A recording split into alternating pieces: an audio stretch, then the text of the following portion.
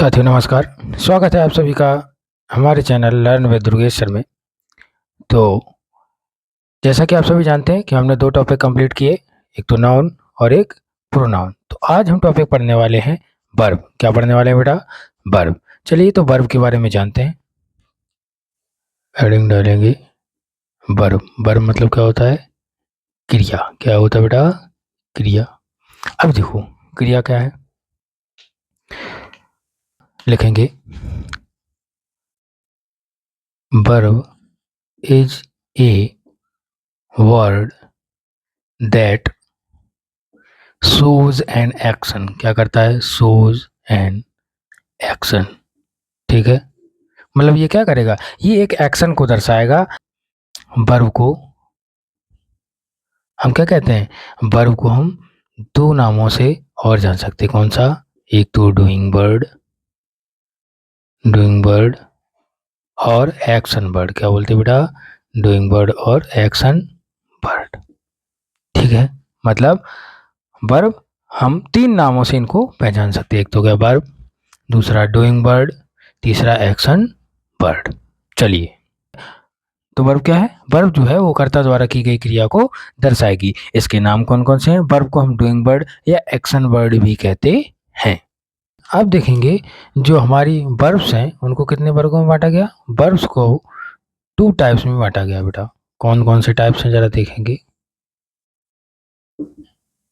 ठीक है, चलिए फर्स्ट नंबर में देखेंगे जो टू टाइप्स हैं वो कौन कौन से हैं। सबसे पहला मेन वर्ब। कौन सा बेटा?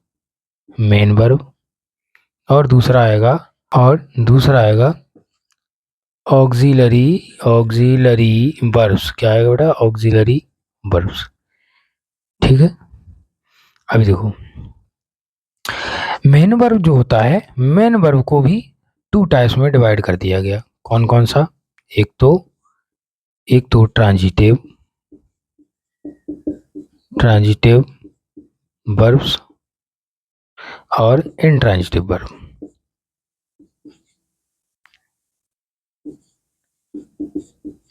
Intransitive verbs. ठीक है, तो पहले हम इनके बारे में बात करते हैं। तो ट्रांजिटिव जो वर्ब होती है वो हमारी होती है सकर्मक क्रिया। क्या होता है बेटा? सकर्मक क्रिया। क्या होता है बेटा? सकर्मक क्रिया। ठीक है, ये क्या होता है? ये होता है अकर्मक और क्रिया। देखो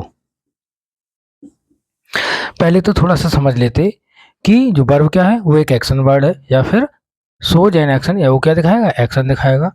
डूइंग वर्ड भी कहते हैं। दूसरा मेन वर्ब और ऑक्सिलरी वर्ब, इसके क्या है? दो मुख्य टाइप होते हैं। उसके बाद ये बहुत सारे पार्ट्स में डिवाइड हो जाएंगे। कैसे? जैसे मेन वर्ब डिवाइड हुआ ट्रांजिटिव और इनट्रांजिटिव वर्ब में। सो सकर्मक और अकर्मक क्रिया। सकर्मक मतलब क्या? सा मतलब किसी के साथ में, तो किसके साथ में? कर्म के साथ में। आगे लिखा अकर्मक।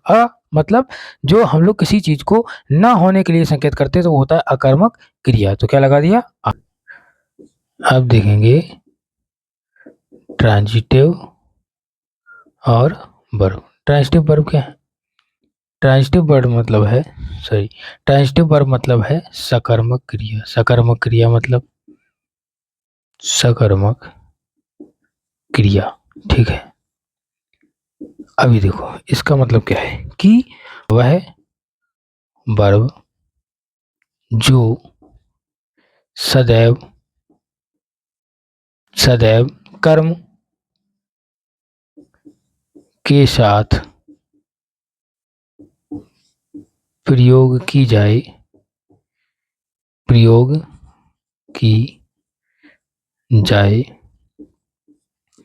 उसे कहते हैं कौन सा? सकर्मक क्रिया कहते हैं। उसे सकर्मक क्रिया कहते हैं बेटा। सकर्मक क्रिया कहते हैं। क्या कहते हैं बेटा? सकर्मक क्रिया कहते हैं। अब देखो इसका एग्जांपल समझो कैसे।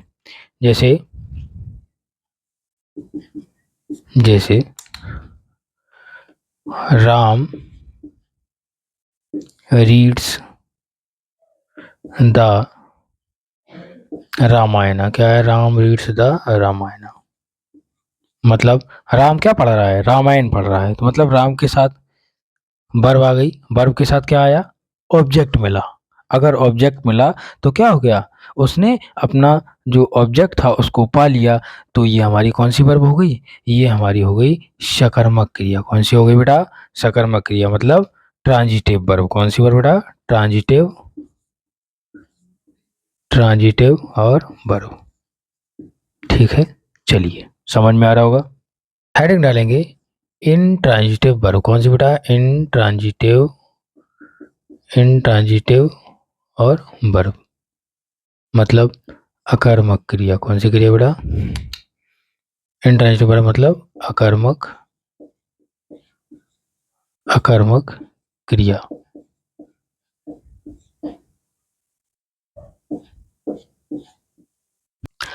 अकर्मक क्रिया में लिखेंगे वह वर्ब जो बिना किसी ऑब्जेक्ट के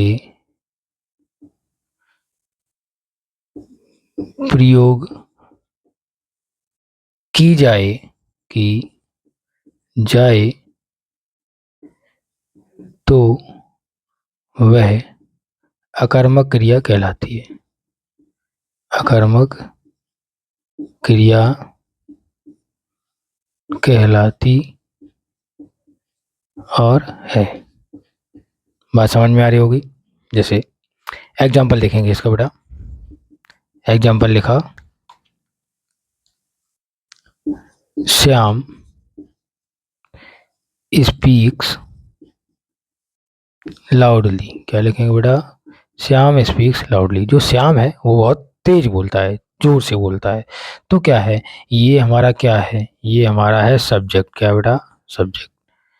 ये क्या है, ये हमारी वर्ब है, लेकिन कौन सी वर्ब है, इनट्रांजिटिव वर्ब। क्यों, इसके बाद ये कोई ऑब्जेक्ट नहीं है। क्या बेटा, ये कोई ऑब्जेक्ट नहीं है, तो ये हमारी कौन सी वर्ब हो गई, इनट्रांजिटिव वर्ब हो गई। कौन सी वर्ब हो गई, इनट्रांजिटिव वर्ब हो गई। अगर इसके बाद कोई ऑब्जेक्ट आ जाता तो ये ट्रांजिटिव वर्ब हो जाती। ठीक है, समझ में आए। उम्मीद करते हैं कि आपको ये दोनों ट्रांजिटिव और इनट्रांजिटिव वर्ब समझ में आया होगा। अगर आज की क्लास आपको समझ में आई तो लाइक करो, शेयर करो, सब्सक्राइब जरूर करो और ज़्यादा से ज़्यादा लोगों तक शेयर करो। जय हिंद।